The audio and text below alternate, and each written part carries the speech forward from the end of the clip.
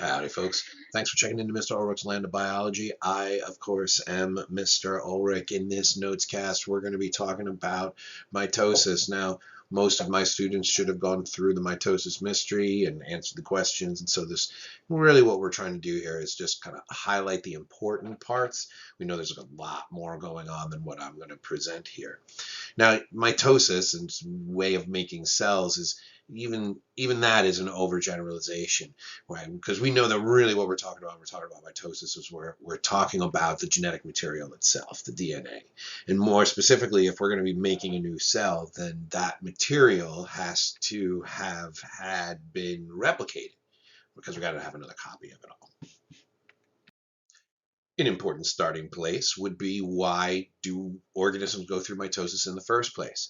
Well, it is a primary mechanism of asexual reproduction by like single-celled organisms and stuff like that. But when you and I go through mitosis, multicellular organisms and things like plants and stuff like that, when they go through mitosis, it's not for reproduction.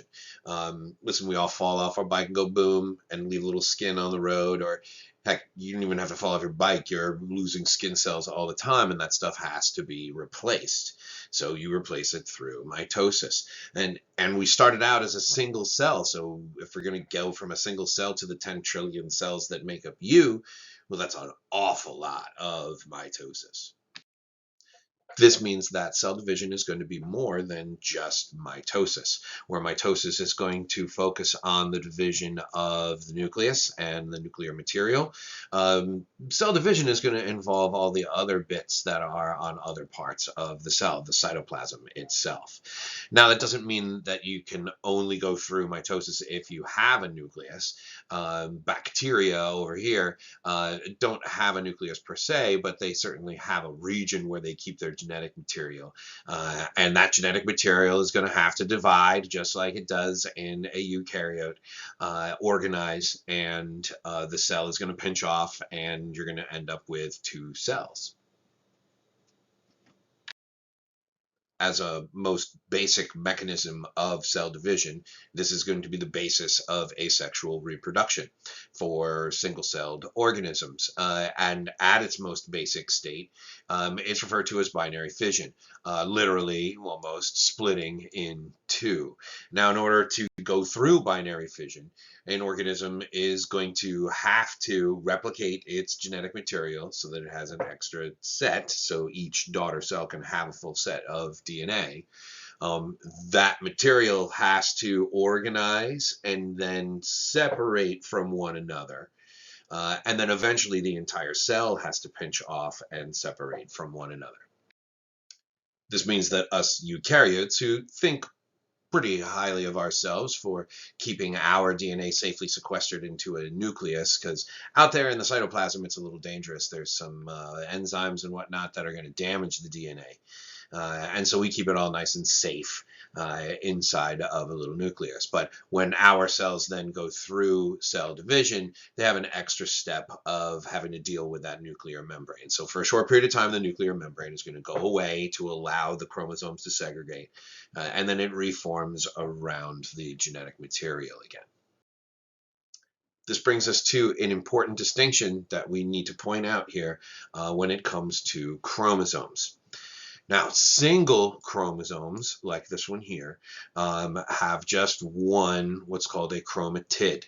Most of the time when you see a picture of a cell or see a picture of, that has chromosomes, or you see a picture of a chromosome, they're going to show you this kind of X structure. This is a double chromosome, and it is the result of the replication of the chromatin that made up the single chromosome. Remember, this chromosome, this chromatid here, is like one long continuous strand of DNA, kind of zigzag back and forth like that. When this genetic material replicates, you're going to get a whole long copy right along. It stays connected at the centromere and keeps copying, right? And so that when those genetic materials and those strands condense down to form chromosomes, it's going to be a double chromosome. And it's just a matter of separating that double chromosome so that you have a complete set of genetic information. All of this replication of DNA and heck, all of the protein synthesis is going to be taking place during a period of time of the cell's life called interphase. Now, this is when the DNA is in chromatin form and it is readable. Now, this phase gets called the resting phase, or cells in interphase are called resting sometimes, and that's kind of a misnomer. Your cells aren't really resting. Most of your cells are in interphase. It's pretty busy. Like I said, there's a lot of protein synthesis and whatnot going on. But when a cell goes from interphase into active mitosis, it enters the first step called prophase. Pro is kind of like for first or early. And here is where the genetic material, the chromatin, is going to condense down into those portable packets of genetic material, genetic information. Problem, of course, is it's also kind of like taking information and closing it up in a notebook. And so while it's closed up, you can't read it. While the genetic material is in chromosome form, it can't be read. It can't. There's no protein synthesis. There's no DNA replication that's going to be going on. Also, those centrioles start to migrate and the spindle fibers start to organize between them. Now, this is a lot that's going on. I mean, those chromosomes have to form, and the spindle fibers have to form, and the chromosomes have to attach to the spindle fibers, right? It takes a long time. Sometimes a prophase gets split up into early, late, and mid prophase.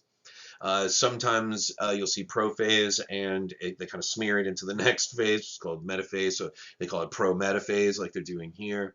It doesn't matter. It's just to recognize that this is a lot going on. There's a lot of organization. There's a lot of construction of material. Also some destruction because the nuclear membrane starts to disaggregate and kind of fall apart. Now, I think of all of this action, right, being kind of like an elementary school playground or lunchroom or something like that, when all the kids are running around and it's time to go to class. Somebody blows the whistle, right? The teacher blows the whistle, and the kids line up. So it makes it so much easier to kind of make sure that each group of kids gets to where they need to go. And this is kind of what's going to happen in mitosis as well. During metaphase, the double chromosomes are going to line up now on what the metaphase plate or even the equator. Remember, we think of this as kind of like a globe, so we can use some of the same references, right? Here, the centrioles are up here at the poles, and the chromosomes are lined up at the equator there. This is really just a point when they line up, right? Where over here we have quite a bit of activity going on. Then it's really just a matter of those double chromosomes, the result of replication, separating and becoming individual single chromosomes, and you'll have one set on one side of the cell and the other set on the other side of the cell, and they're identical because they are the result of replication. As they move apart, it's called anaphase, right? Ana, apart, is a good way to think of that.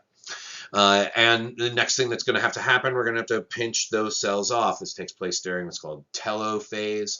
You can think of like a telescope looks at something far away, something like that. Now, sometimes this is also when they discuss the movement of cytoplasmic material, right? And that's called cytokinesis. Where mitosis is kind of nucleokinesis, right? The division of nuclear material. It's followed up by cytokinesis. It's really just talking about the pinching off in between, making the two cells individuals from one another, even though they are identical. Now, those two cells, of course, are going to theoretically be able to go through now interphase and go through prophase, metaphase, anaphase, telophase, around and around and around, and making kind of a cycle. And so we refer to this as the cell cycle. Now, this is way more information than you need to know for Regents biology. But it does kind of show a little bit about some of the timing that goes on, that most of a cell's life is spent in interphase, and then kind of like a little blip, blip, blip, blip, blip, blip, blip, right, for our active mitosis. Um, I should make a couple mentions here of plant mitosis. I know it was a question on the mitosis mystery, so let's get this codified in our notes. It's going to look pretty much the same as mitosis in animal cells, with a couple differences. Obviously, when it comes to telekinesis, they're not going to pinch off the same way because now we have to make a cell wall in between the two. And the way that happens, it's built kind of like by little vesicles, does allow for a new cell membrane to be laid down as well. Also, plants don't have centrioles. They still organize spindle fibers, just no centrioles. Going to leave it at that. Please, if you have questions, feel free to email me. Other than that, we'll see you in class.